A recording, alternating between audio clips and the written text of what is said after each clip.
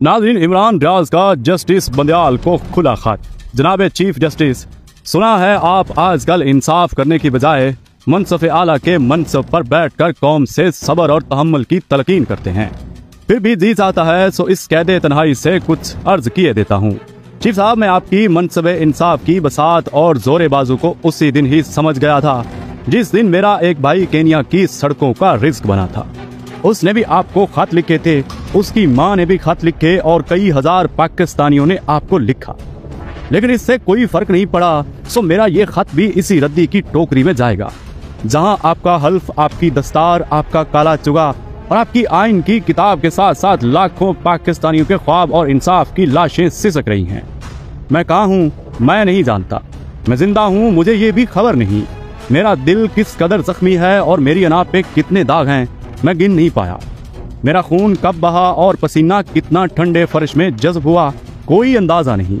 कितनी चीखें इन दीवारों ने नफरत से मेरे मुंह पे दे मारी और कितनी सिसकियां चुपके से सामने की मेरी हथेली जितनी खिड़की से बाहर हवा में फैली नहीं बता सकता। चीफ साहब, मुझे बताया गया कि तुम्हारा सबसे बड़ा जुर्म है कि तुमने इस कौम की बात क्यों की, तुमने करप्शन के नासूर क्यों गिने, तुम क्यों बोलते हो, तुम्हें लोग क्यों सुनते हैं।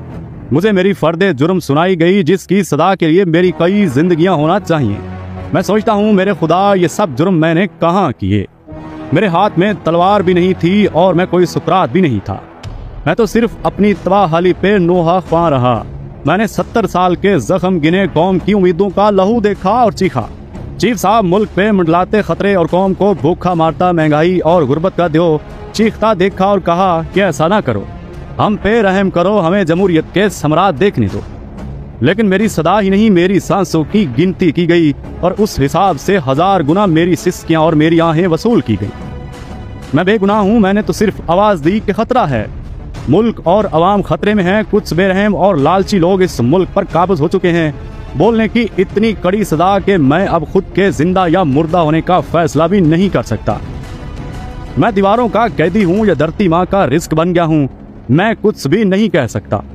हाँ, इतना अंदाजा है कि मैं किसी ना करदा जुर्म की सजा से गुजर रहा हूँ। शायद मुझे मरने नहीं दिया जा रहा और जीने देने का हुक्म भी नहीं। जिंदगी और मौत की कश्मकश में मेरे हवास काम कर रहे हैं, मेरे बच्चे मेरे मुंतजिर हैं, मेरी कौम मेरा रास्ता देख रही है। चीफ साहब, मैंने आखिरी सांस से आपको भी अपने केस की FIR में नामजद करने का फैसला किया है।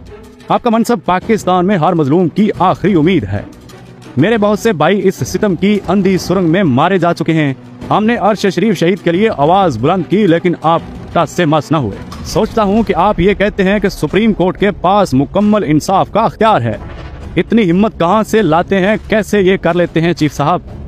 अरशद भाई के वकील को ना सुनना और रौनियत से उठकर चले जाना मेरे और 54,000 पाकिस्तानियों के मुकदमात का बोझ कयामत तक आपका पीछा करता रहेगा।